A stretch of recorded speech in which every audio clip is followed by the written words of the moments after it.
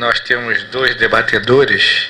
Vão então debater esse terceiro tema da nossa tarde. E eu vou convidar a professora Neloud para iniciar essa nossa finalisation de cet evento. Merci, Monsieur le Président. Je voudrais tout d'abord commencer cette communication en vous présentant les excuses de Jean-Philippe Thiellet, qui, pour des raisons familiales, n'a pas pu nous rejoindre ce soir et il tenait particulièrement à s'en excuser auprès des organisateurs de cette manifestation. Alors bien sûr, je n'ai pas ces compétences pour vous présenter cette thématique, cette problématique de la question du juge garant du droit à la santé, puisqu'il était prévu qu'en tant que membre du Conseil d'État, il vous présente un certain nombre de réflexions qu'il a pu mener comme participant à cette juridiction. Alors, peut-être avant d'entrer plus précisément dans le propos, ce que je pourrais peut-être vous dire, et je m'excuse si ça vous paraît simpliste, c'est que peut-être il faut quand même avoir présent à l'esprit du fait qu'en France, il y a plusieurs juges qui peuvent être garants du droit à la santé.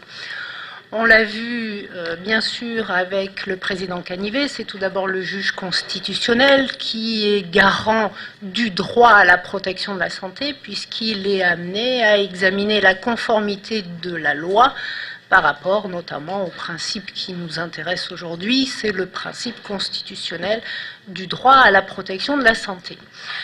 Puis en France, on a un juge administratif avec une juridiction suprême qui est notamment le Conseil d'État et qui est amené, grosso modo, pour faire simple, à s'intéresser aux litiges dans lesquels l'administration est partie. Et puis, à côté de cela, on a aussi le juge civil qui va être garant aussi du droit à la santé de différentes manières, mais notamment pour retenir un thème proche de ce qui nous a occupés dans le cadre de cette journée.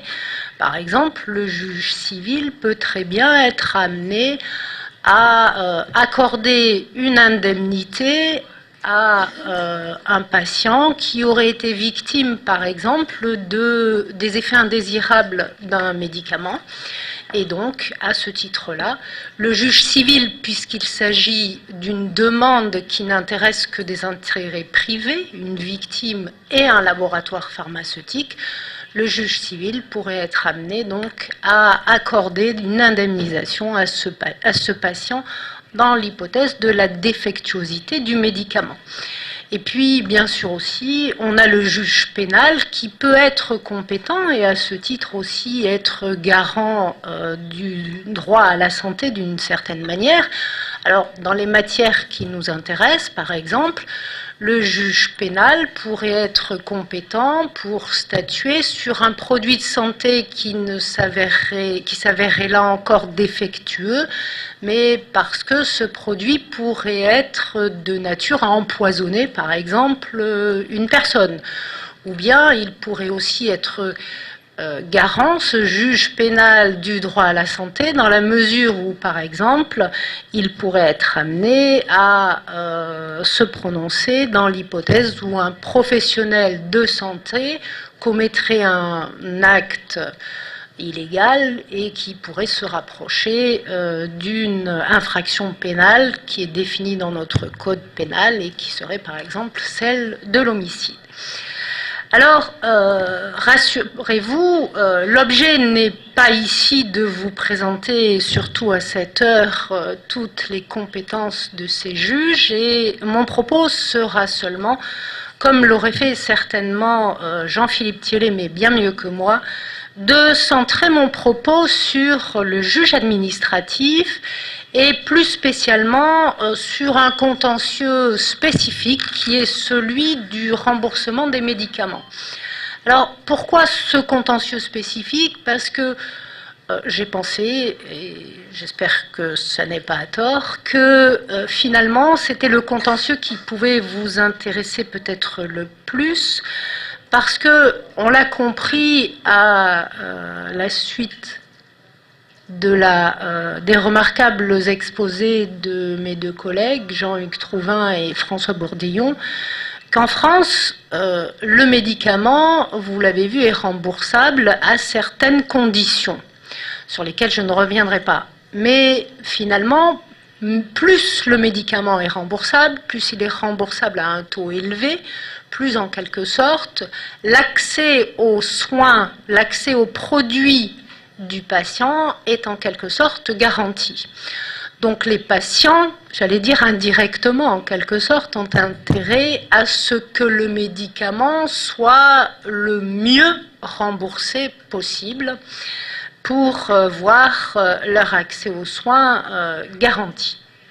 Alors, Jean-Hugues Trouvin vous l'a rappelé ce matin, la procédure de remboursement est spécifique, elle fait intervenir surtout une autorité, enfin plus exactement une commission, je devrais dire, qui est la commission de la transparence, qui au regard de certains critères va rendre un avis.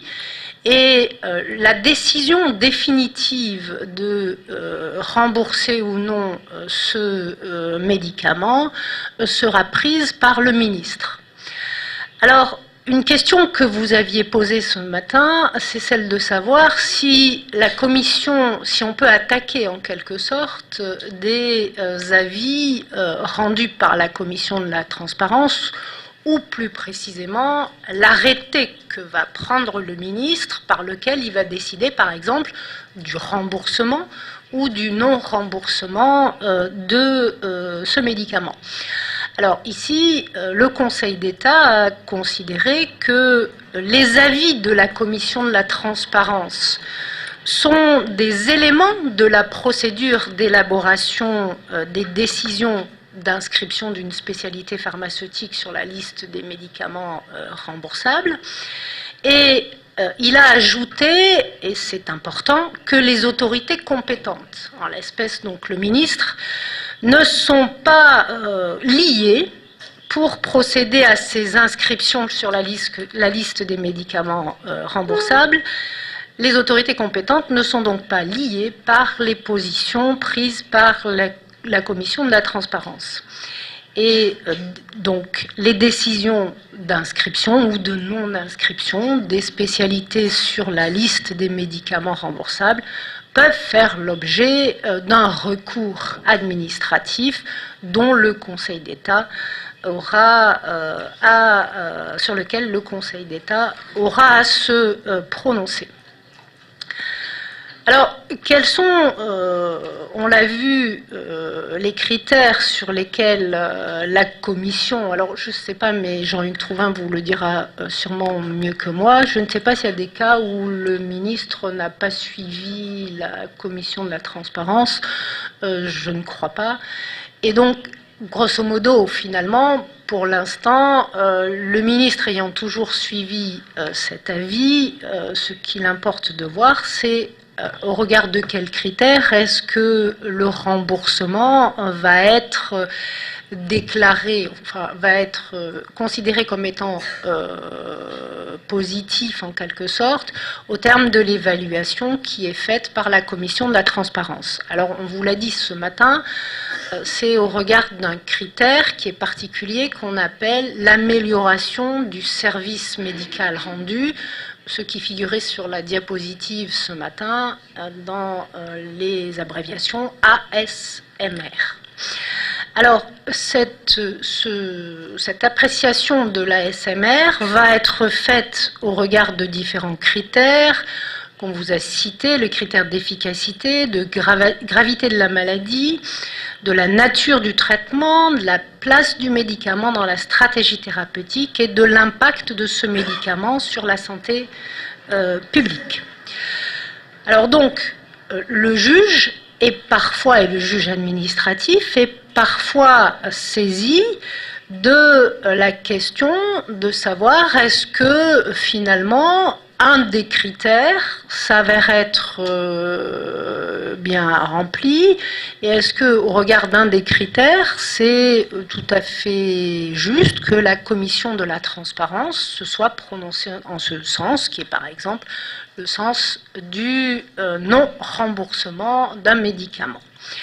Alors, le Conseil d'État a été amené à se prononcer à partir des années 1980 en France, dans un certain nombre de décisions, et la question qui lui a été souvent posée était à propos d'arrêtés qu'avait pris le ministre, qui étaient des arrêtés dans lesquels alors que les médicaments avaient été dans un premier temps considérés comme devant être remboursés, à l'époque c'était 70%, lors de réévaluation du médicament, il a été considéré que le taux de remboursement de ces médicaments devait diminuer et qu'il ne devait plus être que de 40%.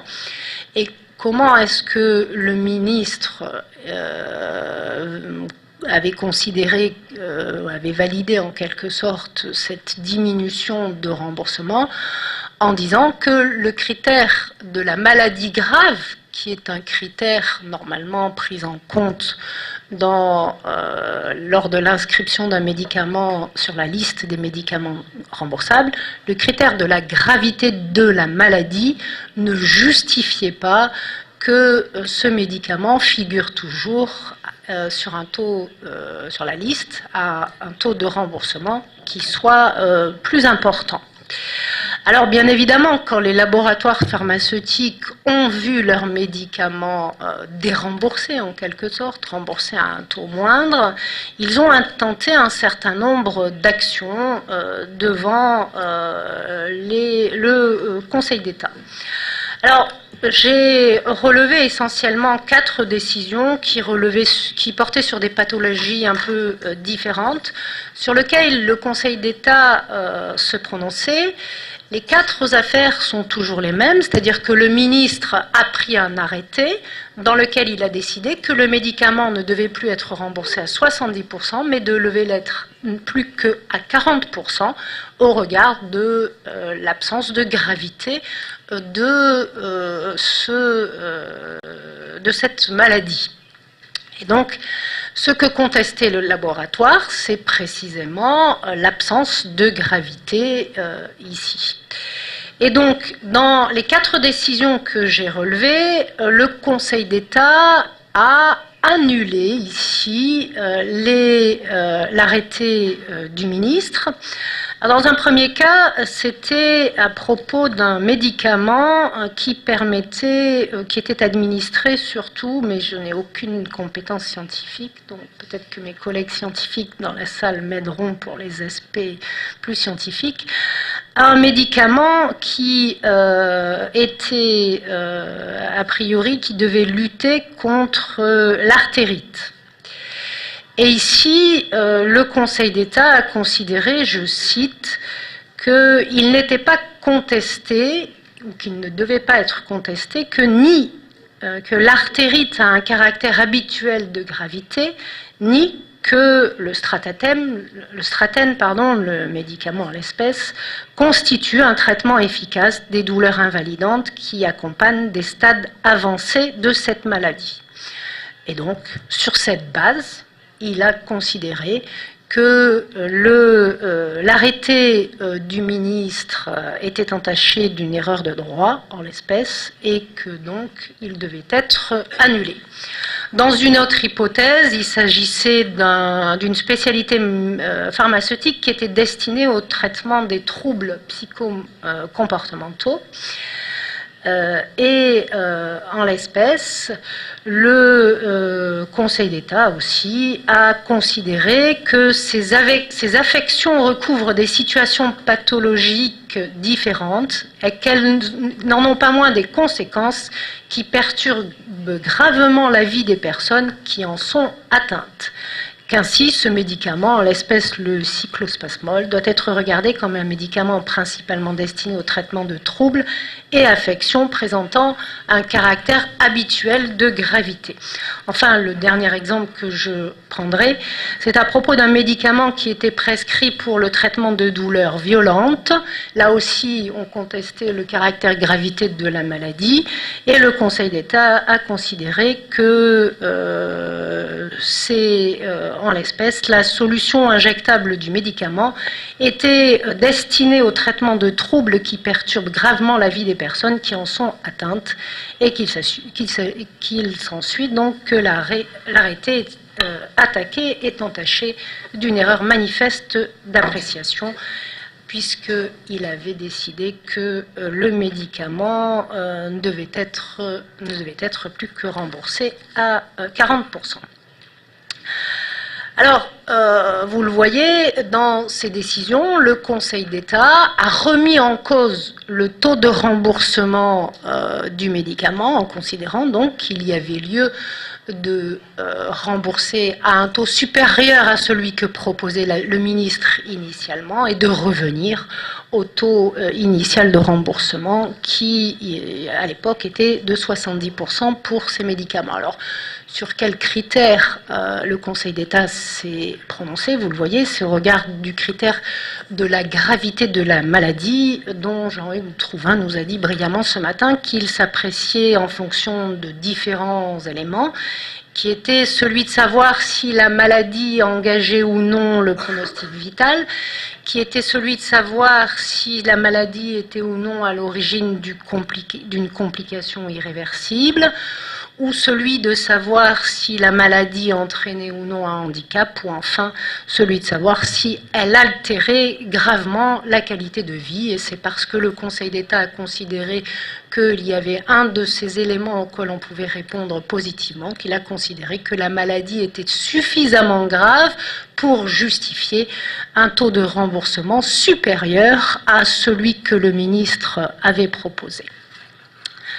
Alors, il y a des fois où ça n'est plus la gravité de la maladie qui est contestée devant le Conseil d'État, mais ça peut être aussi un des autres critères de la SMR. On vous a dit ce matin que, par exemple, la Commission de la transparence devait apprécier notamment l'intérêt pour la santé publique. Et ici, j'ai relevé une décision du Conseil d'État dans laquelle justement le laboratoire contestait ici le refus, l'arrêté du ministre qui avait refusé d'inscrire le médicament sur la liste des remboursables. Alors l'espèce c'était un vaccin, parce que on avait considéré que ce vaccin n'avait pas une ASMR suffisante au regard de l'intérêt pour la santé publique. Et ici, en l'espèce, le Conseil d'État a approuvé cette fois l'arrêté du ministre en considérant que l'intérêt pour la santé publique pouvait notamment s'apprécier au regard des rapports qui étaient émis par des commissions qui n'ont pas nécessairement à être consultées dans le cadre d'une procédure d'évaluation par la Commission de la transparence, mais qu'en l'espèce, à l'époque, le comité d'hygiène publique qui s'était prononcé avait pu considérer que ce médicament, ce vaccin, ne présentait pas d'intérêt pour la santé publique. Alors, dans d'autres hypothèses, et toujours à propos du remboursement, le juge administratif va parfois être saisi aussi lors du renouvellement d'une inscription sur la liste des médicaments remboursables.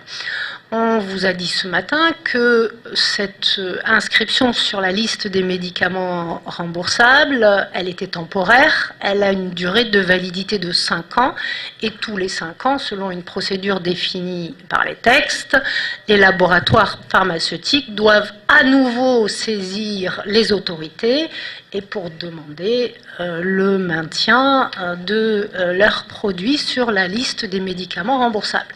Et bien sûr, à cette occasion, il peut très bien arriver Alors, soit bien sûr que le médicament soit toujours considéré comme remboursable, soit au contraire que la commission de la transparence et le ministre in fine décident qu'il n'y a pas lieu de renouveler l'inscription de ce médicament sur la liste des médicaments remboursables. Alors bien entendu, vous vous en doutez, lorsque c'est arrivé cette hypothèse s'est produite pour un laboratoire, il a intenté une action pour contester à nouveau l'arrêté du ministre de ne pas inscrire ce médicament lors du renouvellement d'inscription sur la liste des médicaments remboursables. Et ici, en l'espèce, c'est intéressant parce que dans cette décision du Conseil d'État, c'est non seulement le laboratoire qui a tenté l'action, mais c'est aussi une association de patients. L'association de patients et le laboratoire demandaient l'annulation de l'arrêté par lequel le ministre avait décidé de ne pas renouveler ce médicament sur la liste des médicaments remboursables. Et ici, le Conseil d'État a considéré que, au moment où on va apprécier si un médicament est remboursable ou non, ce que l'on va apprécier, c'est est-ce que ce médicament a toujours un caractère indispensable pour au regard du traitement qui est proposé.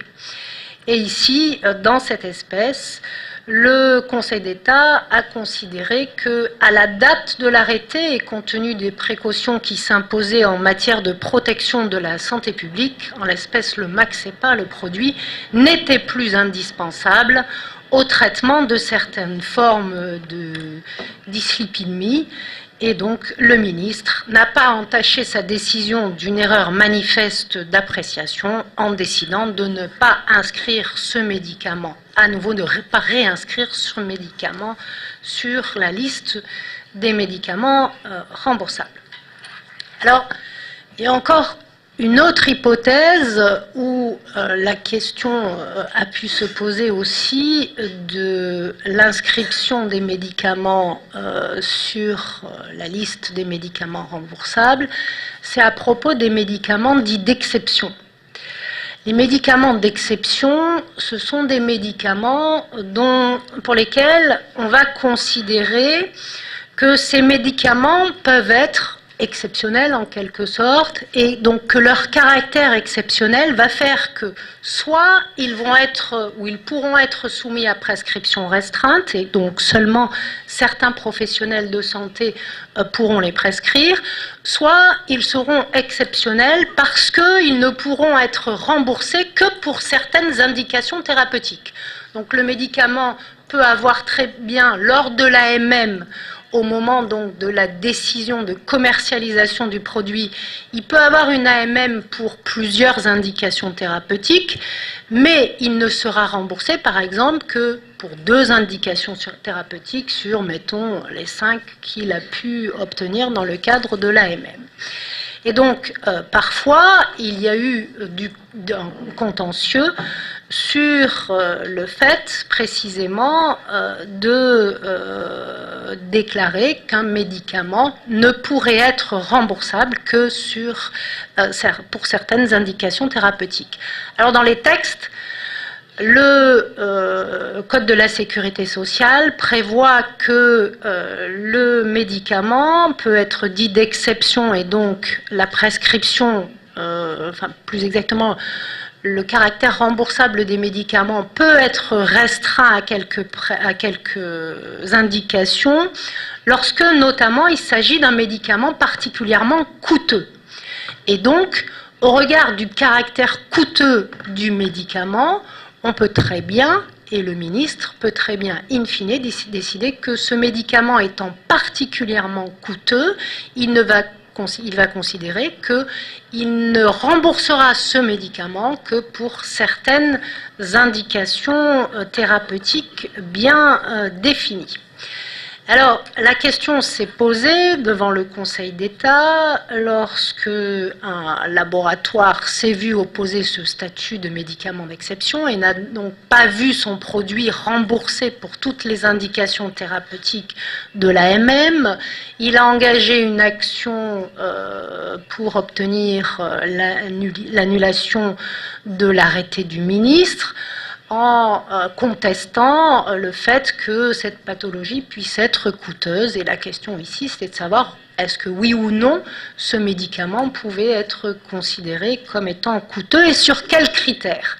Et le Conseil d'État ici a considéré qu'il appartient au ministre compétent pour apprécier si un médicament doit être regardé comme particulièrement coûteux et donc soumis à ce régime dit des médicaments d'exception, de prendre en compte plusieurs choses. Il peut prendre en compte, pour apprécier donc le caractère coûteux, non seulement le prix unitaire du médicament, mais aussi son coût de traitement journalier, mais aussi il peut se déterminer dès lors que le coût de son utilisation apparaîtra particulièrement élevé pour l'assurance maladie.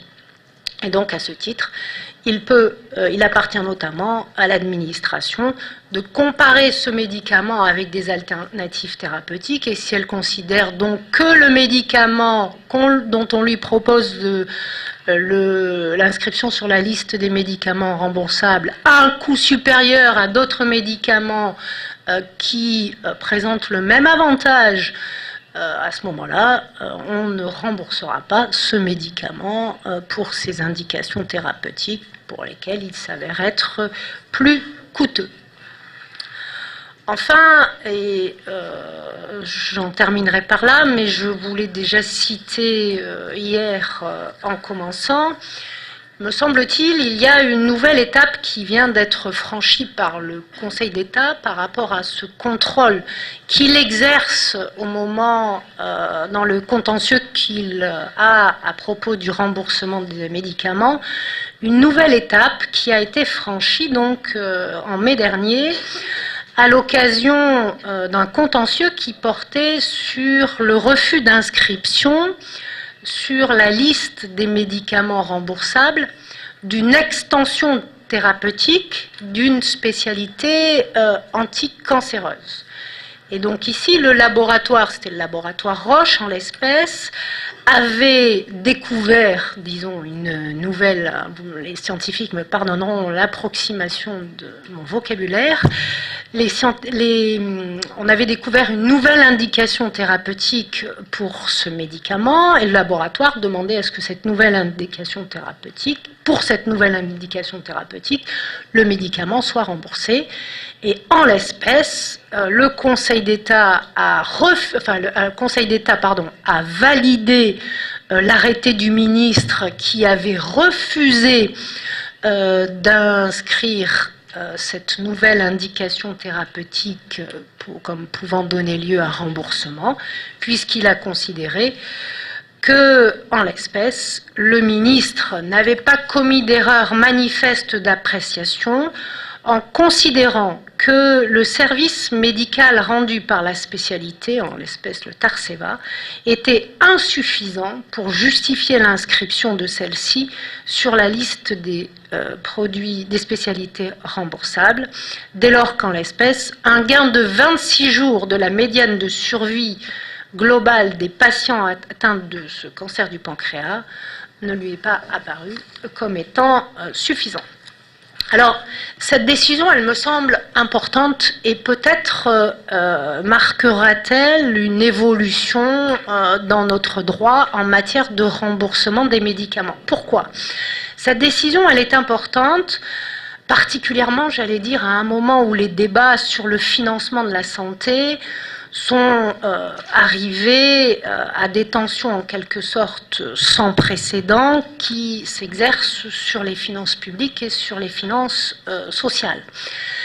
Mais elle est importante aussi parce qu'elle s'inscrit dans un mouvement, me semble-t-il, politique et scientifique qui tend à rationaliser l'usage des deniers sociaux qui sont consacrés à la protection de la santé et à évaluer l'apport des innovations médicamenteuses et technologiques, non seulement en termes d'efficacité sanitaire, mais aussi en termes d'efficience. Et d'ailleurs, en France, la Haute Autorité de Santé dont on vous a parlé, s'est vue confier par le législateur en 2008, dans le cadre de la loi de finances pour 2008, une mission précisément qui l'invite à émettre, je cite le texte, des recommandations et des avis médico-économiques sur les stratégies de soins, de prescription ou de prise en charge les plus efficientes. C'est donc bien la volonté qu'a exprimé le législateur de pouvoir prendre en compte et de faire en sorte que cette autorité puisse prendre en compte la rationalisation aussi des soins. Alors, je dirais pour conclure que ce mouvement pourrait, me semble-t-il, connaître de nouveaux développements, peut-être demain, avec l'émergence de ce qu'on appelle la Comparative Effectiveness Research, c'est-à-dire l'analyse comparative de l'efficacité des thérapeutiques et des évaluations médico-économiques qui donc ne pourront pas manquer d'en résulter. Et je dirais que d'ailleurs l'administration Obama a estimé que l'enjeu était suffisamment important que cela valait le coup d'y consacrer un volet de la réforme législative phare du président. Et il a souhaité dégager plus d'1 milliard de dollars pour le financement de cette recherche sur la Comparative Effectiveness Research. Alors, dans un contexte où les dépenses de santé représentent en moyenne dans les pays de l'OCDE 9%, et dans un contexte où les dépenses de santé continuent à croître rapidement, l'évaluation, j'allais dire, comparée des stratégies thérapeutiques et des pratiques professionnelles s'imposera peut-être demain comme étant l'une des clés des réformes à venir des systèmes de santé, peut-être dans un grand nombre de pays. Et peut-être que le débat sur le coût de l'innovation, le débat sur l'allocation des ressources sociales et en filigrane donc sur le financement des gains, ce qu'on pourrait appeler les gains d'espérance de vie, peut-être que ces débats-là ne font que commencer et que peut-être que le Conseil d'État, par cette décision, nous invite à introduire ce débat en France, mais peut-être que j'ai compris aussi qu'au Brésil, le débat sur la rationalisation des soins de santé pouvait être aussi une question qui vous intéressait particulièrement. Je vous remercie. Então passamos agora a palavra ao professor Ricardo Pelingeiro para fazer suas considerações. Boa tarde a todos. O meu tema, dando sequência ao que a minha colega Anne Lode assinalou, é sobre a tutela judicial do direito público à saúde. O tema judicialização de políticas de saúde tem alimentado debates no Brasil nas 3 esferas de poder e, naturalmente, despertado o interesse da academia e das escolas de magistratura. A propósito, como já mencionado e comentado nesta tarde, a recomendação 31 de março de 2010 do Conselho Nacional de Justiça e a resolução 107 também do Conselho Nacional de Justiça, que inclusive instituiu o Fórum Nacional de Monitoramento de Ações Judiciais sobre Assistência à Saúde.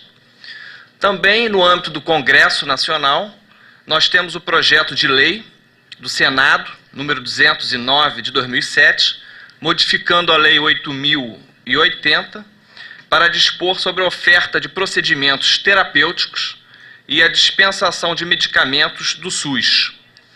E no plano da academia, diversos projetos de pesquisa, de ensino, se proliferam, tanto no âmbito das universidades, quanto nas escolas de magistratura. E um exemplo é justamente este seminário.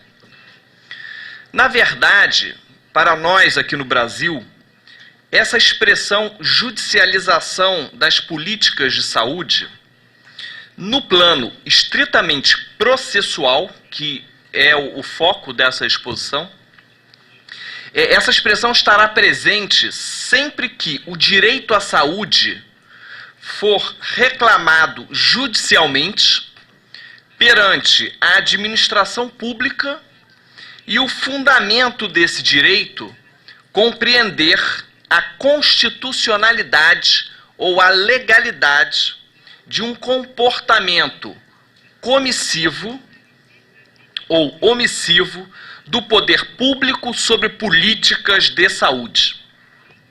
O exemplo típico, e que foi comentado aqui desde o início do evento, é da pretensão para que a administração pública seja condenada à entrega de medicamentos não incorporados ao SUS. A falta dessa incorporação pode decorrer de 3 situações, e exatamente o que o Dr. Dirceu, hoje, o presidente da Anvisa, registrou. Primeira situação, da falta de políticas públicas pela falta de uma lei ou de uma norma administrativa que respaldem a pretensão. Situação número 2, da existência de políticas públicas, lei ou norma administrativa, que, contudo, não autorizem essa pretensão. E situação número 3, do descumprimento pela administração pública das políticas já existentes, fixadas em lei ou normas administrativas, até mesmo pela falta de uma definição clara da distribuição de competência entre os entes federativos, também afirmado na manhã de hoje. Obviamente que apenas a falta de políticas de saúde ou a existência dessas políticas, inviabilizando a pretensão do demandante, conduz à referida e denominada judicialização. Também merece registro que a análise dos aspectos processuais dessa judicialização será mais adequada se limitada às políticas de saúde decorrentes de normas administrativas, devendo ser deixada para uma análise específica e posterior o controle de políticas de saúde fundadas em lei, o qual estaria sujeito a uma jurisdição constitucional. Nesse contexto, a presente exposição estará associada ao que nós aqui no Brasil denominamos de direito processual público, e que para os europeus significa contencioso judicial administrativo ou jurisdição administrativa. Mas por que seria necessário falarmos em uma tutela judicial específica para o direito público à saúde? Será que não bastariam as regras processuais já existentes e aplicáveis aos litígios em geral? A resposta depende de uma análise dos argumentos que frequentemente são apresentados pela administração pública nas causas que envolvem o direito à saúde e que podem respingar na noção de tutela judicial efetiva. Desses argumentos, normalmente apresentados pela administração pública, vale destacar 4. Primeiro, não é papel do Poder Judiciário corrigir ou impor à administração pública a edição de políticas de saúde. Argumento número 2. O Poder Judiciário não está habilitado a interferir em tomadas de decisão de conteúdo científico em matéria de saúde. Argumento número 3. O Judiciário não pode proteger o direito à saúde de alguém sem considerar que outros indivíduos podem estar na mesma situação. E argumento número 4. A falta de orçamento público para a saúde não pode ser ignorada pelo Judiciário na tentativa de proteger o interesse individual. O desenvolvimento desse tema será a partir dos princípios fundamentais da jurisdição frente à administração pública e que vem sendo objeto de pesquisas por docentes desta universidade em 2 projetos internacionais, um no âmbito do Instituto Ibero-Americano de Direito Processual e outro em parceria com a Universidade Alemã de Ciências da Administração Pública de Speyer.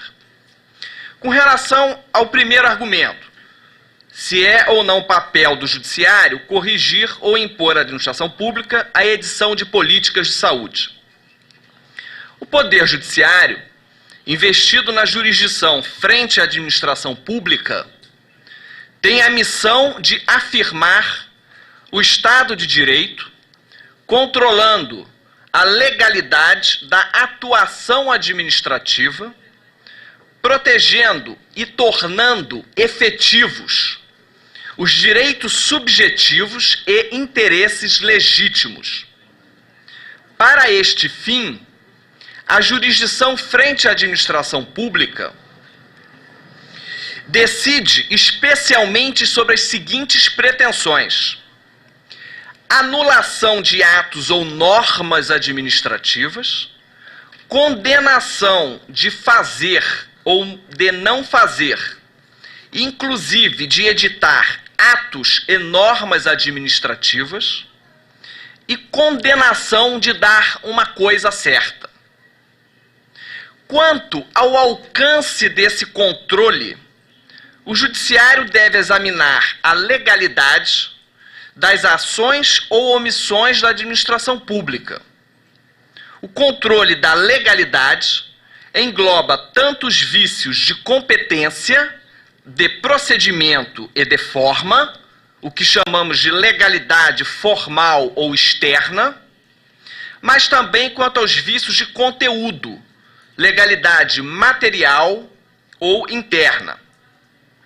O controle do conteúdo se refere ao exame da fundamentação jurídica do ato, dos seus pressupostos fáticos, da qualificação jurídica dos fatos. Também se verifica se a administração incorre em desvio de poder, inclusive quando a administração haja aplicado conceitos jurídicos indeterminados.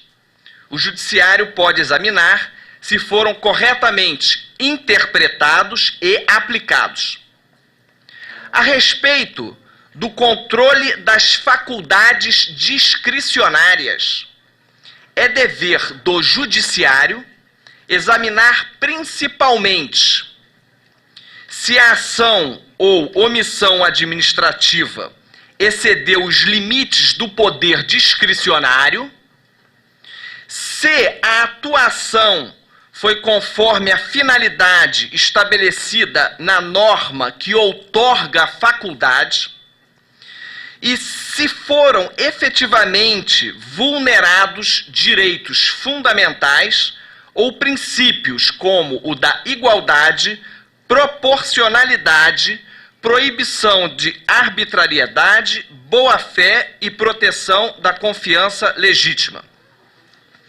O Judiciário também controla a falta do exercício de uma faculdade discricionária.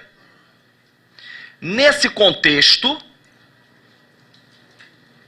baseado, portanto, nos princípios de jurisdição frente à administração pública, não extrapola suas funções institucionais, o judiciário que, para tornar efetivo o direito à saúde, adentra nas políticas de saúde sujeitas a normas administrativas.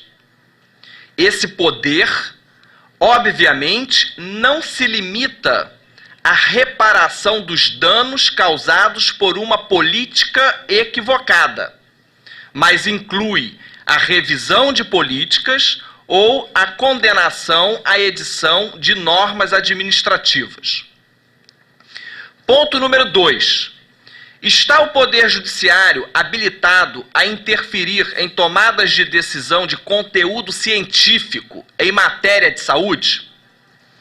A Resolução 107 do Conselho Nacional de Justiça, eu acabei de mencionar, instituiu o Fórum Nacional para monitoramento e resolução das demandas de assistência à saúde. Consta do artigo 2º dessa resolução que um dos objetivos do Fórum Nacional é a proposição de medidas concretas e normativas à organização e estruturação de unidades judiciárias especializadas. Essa proposta é reforçada pela constatação da necessidade dos tribunais promoverem visita dos magistrados a unidades de saúde e das escolas de magistratura promoverem cursos e eventos sobre o tema direito à saúde. Isso também nós acabamos de ver com a doutora Marga. A constante especialização dos tribunais é medida inerente à qualidade da jurisdição e, portanto, ao princípio da tutela judicial efetiva. Presume-se que os magistrados julguem mais adequadamente as questões que lhe forem submetidas reiteradamente sobre o mesmo assunto, conferindo-lhes a oportunidade de aprofundamento e, assim, a diminuição da margem de erro. A especialização de órgãos jurisdicionais em matéria de direito à saúde pode ser concebida em 2 níveis distintos aqui no Brasil. Poderiam, né? O primeiro nível de especialização seria perante os órgãos judiciais que julgam causas de interesse da administração pública. Dentro da própria estrutura da Justiça Federal, da Justiça Estadual, com as denominadas varas de fazenda pública, ou ainda os órgãos fracionados dos tribunais especializados em direito público. Tratando-se de direito público à saúde, é importante que a causa fosse atribuída a um juiz especializado, primeiramente em direito público.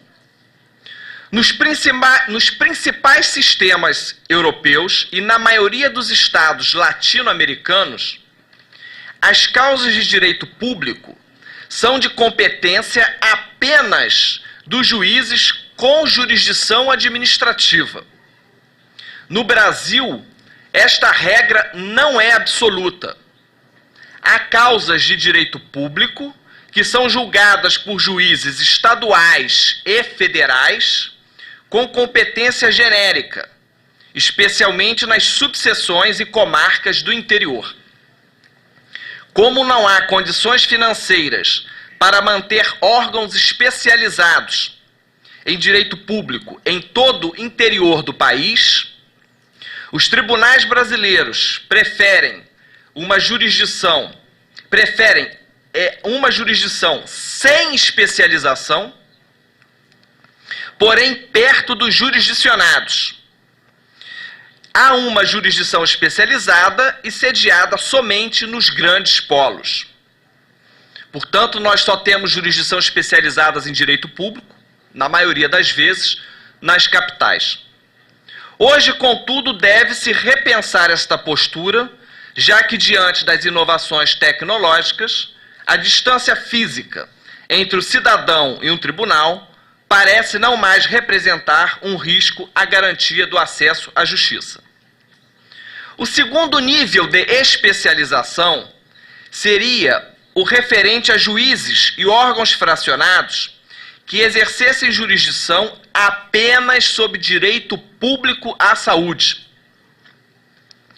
O exemplo que encontramos entre nós é o de uma vara de fazenda pública aqui no Rio de Janeiro, especializada em direito da saúde.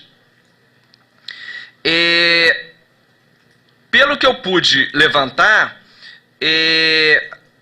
com colegas franceses, a lei de 4 de março de 2002 e a lei de 9 de março de 2004 autorizariam uma jurisdição na França especializada em saúde pública. E na Alemanha, nós temos os senados especiais em direito público da saúde dentro dos tribunais de direito social, conforme consta do Código de Processo Judicial Social alemão. Ademais, além dos aspectos jurídicos, exige-se cada vez mais uma jurisdição que aborde conhecimentos técnicos científicos em matéria de saúde e de gestão de saúde para decidir essas causas. A possibilidade de controle judicial da discricionariedade técnica administrativa em matéria de saúde pública é uma realidade. Isso ocorre com muita frequência. Em um sistema como o brasileiro, em que os juízes necessariamente devem ter formação jurídica, esses conhecimentos técnicos decorrem de perícia judicial e o papel do juiz passa a ser, ou corre o risco de ser, considerado, neste ponto, secundário ou dependente. Com que autoridade científica um juiz teria condições de discordar de um perito médico? Estaria o juiz refém dos peritos? Esta é uma pergunta que gera certo desconforto e que, a meu ver, levou o Conselho Nacional de Justiça a buscar meios alternativos, com programas de capacitação específicos para magistrados, com formação na área de saúde, a exemplo do que ocorre na Alemanha, com os juízes leigos, conforme consta do Código de Processo Judicial Social alemão. A grande vantagem é que, sendo verdadeiros juízes, não apenas peritos, sua atuação deteria maior legitimidade em razão da independência efetiva. Ponto número 3. Cabe ao judiciário proteger o direito à saúde de alguém sem considerar outros indivíduos que estejam na mesma situação? Este ponto está relacionado com um princípio da isonomia, que deveria nortear todo o poder público, inclusive o poder judiciário. Por isso, também se relaciona com ações judiciais coletivas em matéria de saúde pública, que visam justamente a eliminar um número excessivo de litígios sobre direito à saúde pública, tendo como base a isonomia. É evidente que as políticas de saúde, quando questionadas, decorrem de uma norma administrativa única e de alcance geral, não se destinando apenas ao demandante. Neste contexto, a maioria absoluta das ações judiciais em matéria de saúde pública em curso no Brasil, ainda que proposta por um indivíduo apenas, pode representar uma decisão de interesse coletivo.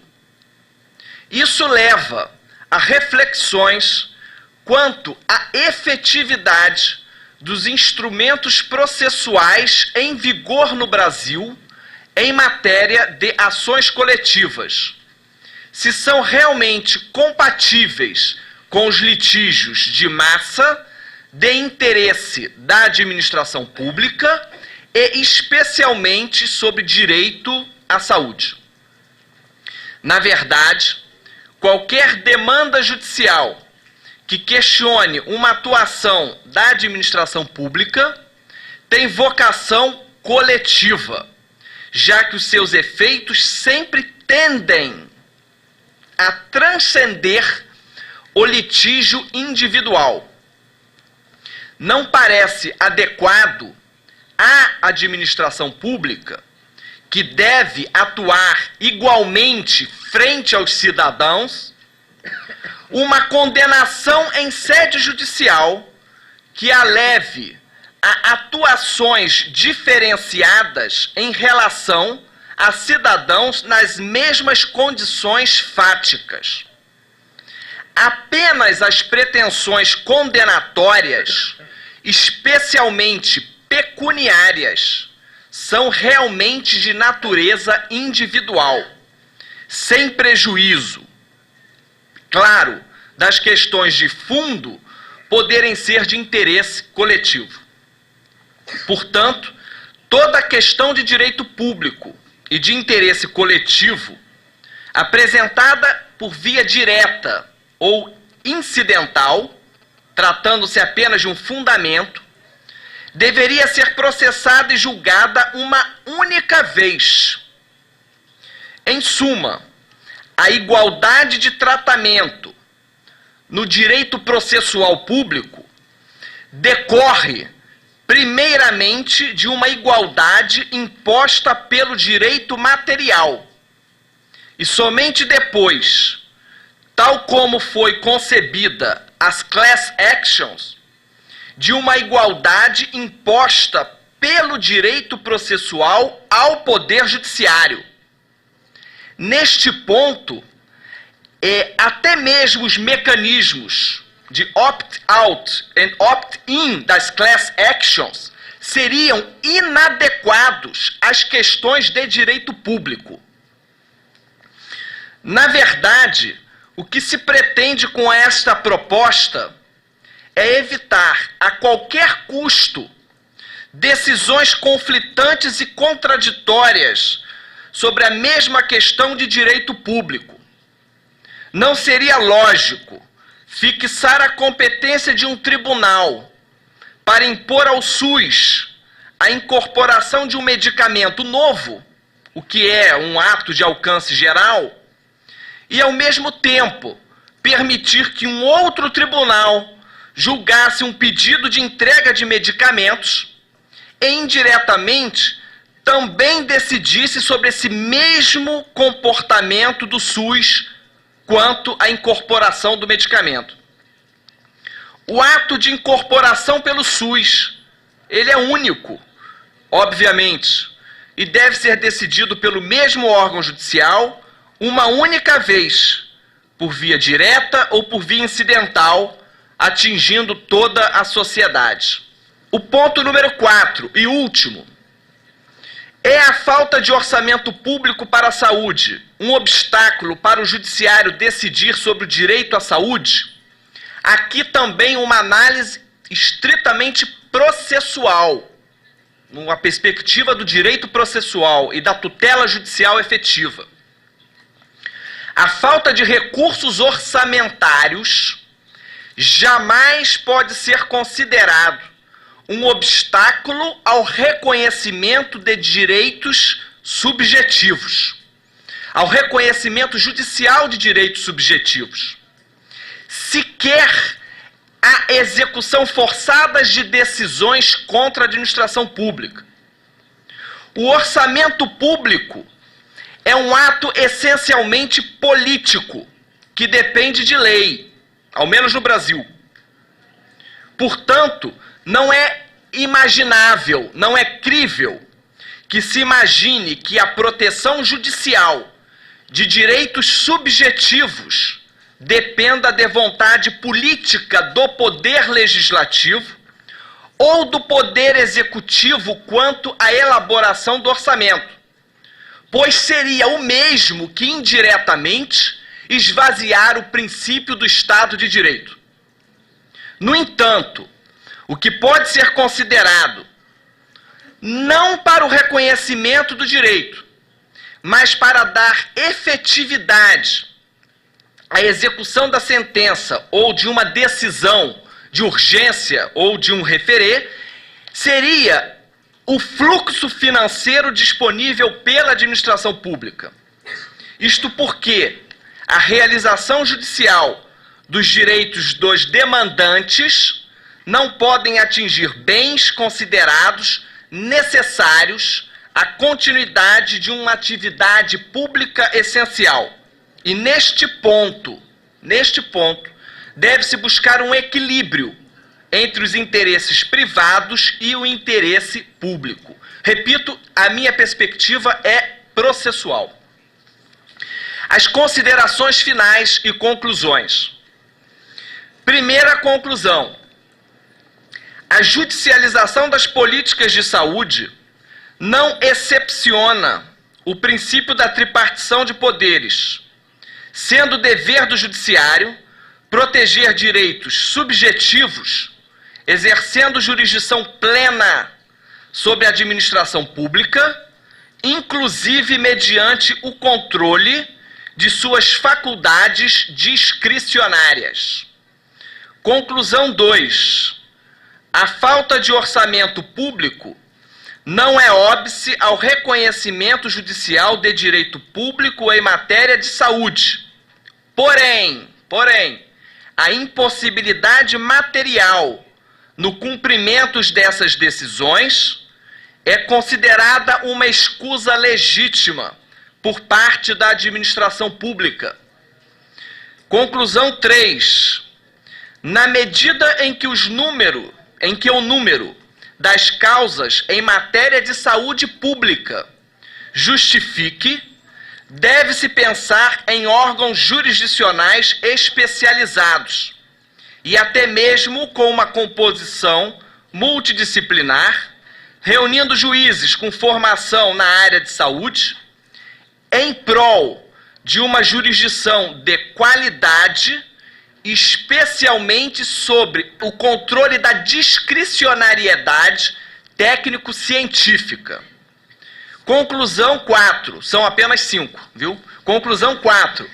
As causas de direito à saúde, se fundadas em políticas de saúde, quanto a estas, devem ensejar uma decisão única e de alcance geral, para impedir que o judiciário sirva de instrumento para romper com o dever da administração pública de observar a isonomia. Não é possível que a administração pública, no âmbito judiciário, deixe de observar a isonomia. Isso é absolutamente ilógico. E a última conclusão. Um tribunal ou órgão judicial único e especializado, no âmbito federal ou no âmbito de cada estado, para decidir sobre políticas de saúde, federais, estaduais ou municipais, mesmo que questionadas incidentalmente em pretensões individuais, asseguraria a um só tempo a observância ao princípio da isonomia, a eliminação dos processos repetitivos e a qualidade da jurisdição. Na verdade, com exceção da proposta de especialização de órgãos jurisdicionais em matéria de saúde, todas as demais conclusões que eu acabei de apresentar demonstram que o fenômeno da judicialização das políticas de saúde não se afasta dos princípios fundamentais da atuação jurisdicional frente à administração pública, não tendo, neste ponto, sabor de novidade. Por último, e finalizando, importante assinalar que, ao se concluir por uma tutela jurisdicional plena, obviamente, que se pensa em uma jurisdição responsável e de qualidade, que observe as garantias do devido processo legal e que pondere os interesses privados com os interesses públicos. Obrigado. Bom, agradeço aí os dois painelistas. Podemos fazer perguntas. A primeira questão é: onde, ela não tem a pessoa que proferiu a pergunta, onde podemos encontrar essas decisões do Ministério da Saúde francês sobre os quais medicamentos serão reembolsáveis? Lista de reembolso. Essas informações estão disponíveis em algum site na internet? E como ter acesso às decisões do Conselho de Estados mencionadas em sua palestra? Alors la première question est assez simple. Effectivement, vous trouvez à la fois les arrêtés du ministre et les décisions du Conseil d'État que je vous ai cités sur un site qui est le site Légifrance. Donc c'est le site www.legifrance, sans accent, .fr. Uma outra questão é também para a professora Anne. Na França, o ingresso em território nacional de medicamentos sem autorização de órgão competente é criminalidade? Como é feito o controle daquelas substâncias que podem ser adicionadas a entorpecentes, como a benzocaína e a lidocaína? Quem faz essa pergunta é o Rafael Wolff, juiz federal substituto. Merci. Alors, je dois vous avouer mon incompétence parce que je ne sais pas du tout ce que sont ces deux produits qui sont cités. Mais effectivement, a priori, un médicament qui n'a pas d'autorisation de mise sur le marché ne peut pas être commercialisé en France. Et donc, à ce titre, celui qui essaye de l'introduire illégalement sur le territoire français s'avérerait pouvoir faire l'objet et être passible de sanctions. A senhora relatou que de 5 em 5 anos os laboratórios devem solicitar a renovação ou inclusão de medicamentos na lista de reembolsáveis e chamou a atenção para a ocasião em que uma associação se insurgiu contra a decisão a respeito de certa renovação. Existe uma lista de pessoas legitimadas na França a pleitear a inclusão ou manutenção de medicamento na lista de reembolsáveis? Um cidadão poderia pleitear diretamente a inclusão de um medicamento? Sendo o prazo de 5 anos relativamente longo, frente às constantes inovações tecnológicas, há alguma exceção para se incluir novos medicamentos durante tal período? Non, simplement pour les délais des 5 ans, ce que je vais préciser, c'est que c'est tous les jours qu'au journal officiel, en tous les cas ça peut l'être, qu'on publie des arrêtés relatifs au remboursement des médicaments. Il n'y a pas une liste qui est établie une bonne fois pour toutes le 1er janvier et qui serait renouvelée le 1er janvier de l'année d'après ou 5 ans après le 1er janvier N+5. C'est pas de cette manière que les choses se passent. En France, c'est le laboratoire en général qui va saisir au moment où il demande la commercialisation de son produit, qui va saisir les autorités de l'inscription sur la liste des médicaments remboursables. Alors j'exagère, mais ça pourrait être très bien tous les jours que les autorités soient saisies d'une demande de médicaments et les laboratoires seraient contents si tous les jours ils pouvaient proposer des inscriptions de médicaments. Une fois que l'arrêté ministériel a été rendu et qu'il a décidé d'inscrire ce médicament sur la liste des médicaments remboursables, au jour J, cette inscription, elle est valable pour 5 ans à compter de ce jour J. C'est-à-dire si aujourd'hui j'obtiens l'inscription, enfin le ministre plus exactement, prend un arrêté décidant du remboursement du médicament que je décide de commercialiser en tant que laboratoire pharmaceutique, cette décision, elle est valable pour 5 ans. Et c'est dans 5 ans, alors il faudra que je m'y prenne un peu avant, et les textes réglementent la procédure, mais c'est dans 5 ans que se posera la question du renouvellement de cette inscription. Donc vous voyez, cette liste, elle est... il n'y a pas de liste précise établie pour un temps déterminé. Et justement, ce qui m'aurait particulièrement intéressé de savoir, dans le cadre de la réflexion qu'on a menée, c'est que vous parlez souvent de la liste du SUS. J'ai pas très bien compris quelle était... et donc, a priori, cette liste, elle est établie chez vous, mais peut-être que je me trompe au travers de ce que j'ai compris, à un temps déterminé et renouvelé 2 ans plus tard, j'ai cru comprendre. Et donc, je voudrais d'abord peut-être qu'on précise ces points. Et l'autre point aussi qui nous a conduit à avoir quelques interrogations, c'est est-ce que vous pouvez nous donner une idée du nombre de médicaments qui figurent sur cette liste ? Parce que on se posait la question de savoir si ces médicaments n'étaient pas très restreints et est-ce qu'ils couvrent que des indications thérapeutiques spécifiques. Et c'est peut-être ces points-là nous aideraient à comprendre aussi les difficultés que vous rencontrez. Professora Anne, obrigado pelas respostas. A lista de medicamento do SUS também está disponível no site da Anvisa.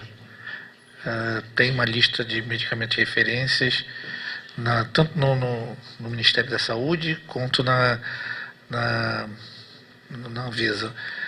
Eu não saberia dizer exatamente o endereço, mas ela está disponível. Ela também tem um período que sofre renovações e adições.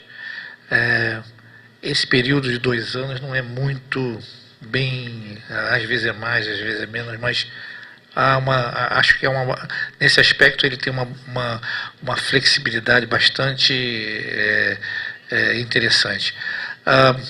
Quem decide que fica nessa lista é uma questão também que não é muito bem clara. Na realidade, fala-se em gestores, em comissão de médicos, mas na realidade não fica muito claro quais são as pessoas que decidem e como se decide o que colocar nessa lista.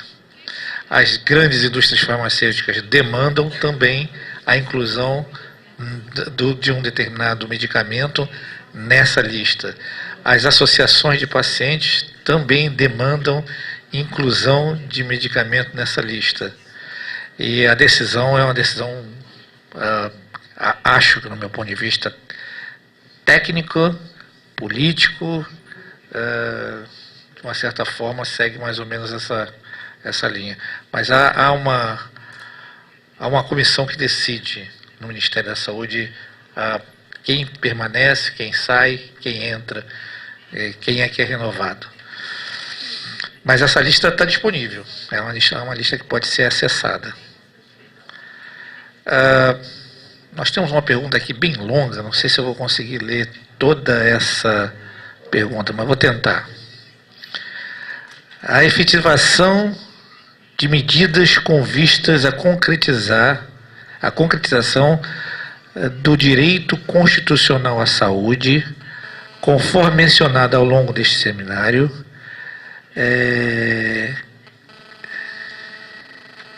convive sempre com o impasse da infinitude das demandas da população versus a finitude dos recursos orçamentários públicos. Nessa perspectiva, alguns defendem que somente poderia a administração pública ser compelida a fornecer determinado medicamento ou tratamento, caso comprovada a impossibilidade material do requerente de custeá-la. Qual a opinião dos expositores sobre isto, considerando-se a realidade brasileira? Eu penso que não é necessário demonstrar falta de recursos financeiros para exercer um direito fundamental, tal como é reconhecido no Brasil o direito à saúde. Temos uma outra pergunta, essa direcionada ao professor Ricardo Pelingeiro. Quais seriam os instrumentos processuais já existentes para dar efeito geral a decisões proferidas em ações eminentemente individuais? No atual estágio legislativo, somente por meio de ações coletivas se chegaria a esse resultado? Eu penso que com o atual sistema jurídico que nós temos, é praticamente impossível tornar uma medida, extrair de um processo individual um efeito geral e erga omnes, tendo como fundamento a impugnação de uma norma administrativa. O sistema brasileiro não autoriza essa conclusão.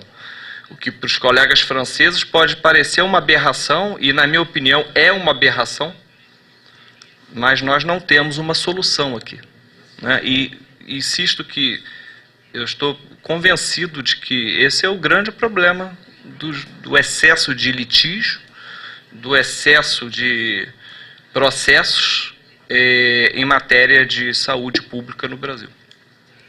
Também temos aqui uma outra pergunta direcionada para o professor Ricardo. Tem duas questões, na realidade, aqui. Por vezes, as questões técnicas, eficácia de medicamentos, são ponderadas com os custos. Assim, até que ponto o juiz administrativo não deve adiantar no mérito de concessão de um medicamento para o SUS, se o Congresso recentemente aprovou doação de até 20 milhões de reais para auxiliar outra nação, entre parênteses, Palestina? A realidade de interior é muito distinta de capital? Até que ponto especializar e deixar o juiz mais longe do jurisdicionado melhoraria qualitativamente a justiça? Com relação à primeira questão, eu não sei se pelos fundamentos invocados aqui pelo participante, mas como eu expus, é perfeitamente possível o judiciário controlar a legalidade da atuação administrativa, inclusive dos poderes discricionários da administração pública. E isso inclui, naturalmente, o ato do SUS de incorporar ou não um medicamento. E com relação à especialização de órgãos de matéria de saúde, que se tornaria necessariamente, afastaria o tribunal, né, do local de residência do jurisdicionado,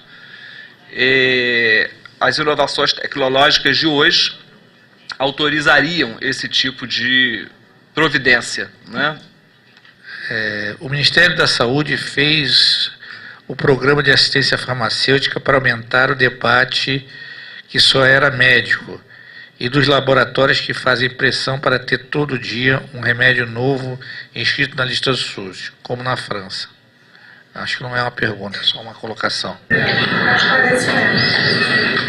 é como você falou.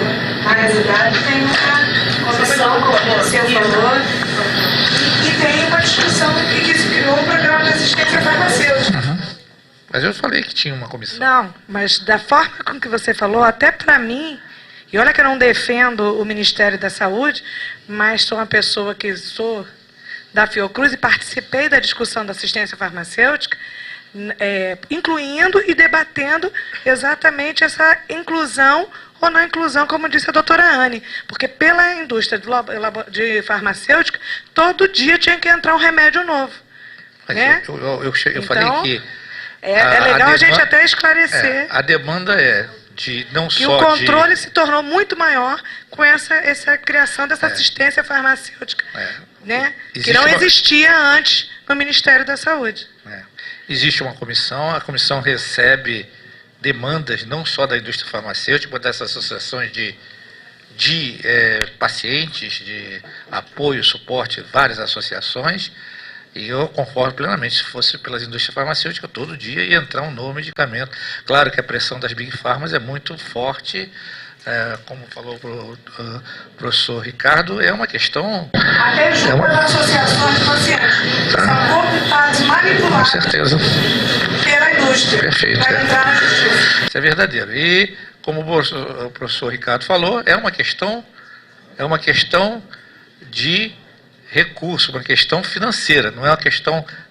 É uma questão técnica, mas que por trás existe um grande recurso, dinheiro, que vai ser gasto. É claro que todo mundo gostaria de ter seu remédio incluído na lista, isso é verdade. Não, a lista é feita dessa maneira.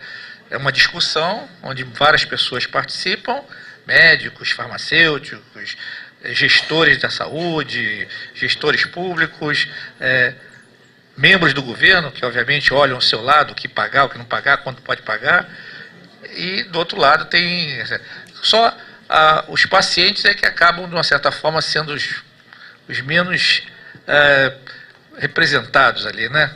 Porque, mesmo como você falou, Rita, até as associações de pacientes são pressionadas a fazerem pressão no Ministério da Saúde para incluir seus medicamentos na lista. Então, até os pacientes acabam, de uma certa forma, sendo cooptados, né? Bom, como não há mais nenhuma questão, eu gostaria de encerrar essa mesa de debate, agradecendo à professora Ana Lourdes por mais uma participação no evento, ao professor Ricardo Pelingeiro, que é o coordenador desse evento, agradecer a presença de todos. Merci. Excusez-moi, Monsieur le Président, d'enfreindre les usages et de vous demander de me passer la parole à nouveau. En effet, je ne voudrais pas quitter la tribune sans avoir dit quelques mots de remerciement au nom de l'Université Paris-Descartes, au nom de l'ensemble des intervenants français à ce séminaire. En mon nom aussi propre, je voudrais remercier d'une part votre université, Monsieur le doyen. Je voudrais remercier également l'ensemble des autorités qui ont permis la réalisation de cette manifestation. Je voudrais remercier aussi l'ensemble des intervenants au cours de ces 2 journées qui ont été particulièrement riches et qui nous ont beaucoup appris. Je voudrais aussi remercier les participants à cette manifestation. Et puis, je ne voudrais pas non plus oublier de remercier mon collègue, le professeur Ricardo Perlingero, et lui dire combien la délégation française a été particulièrement touchée par l'accueil exceptionnel qu'il a bien voulu nous réserver.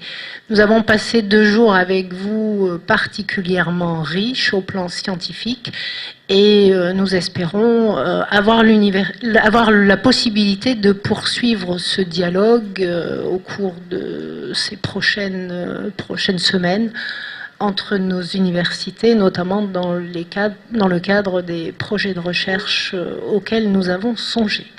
Merci beaucoup.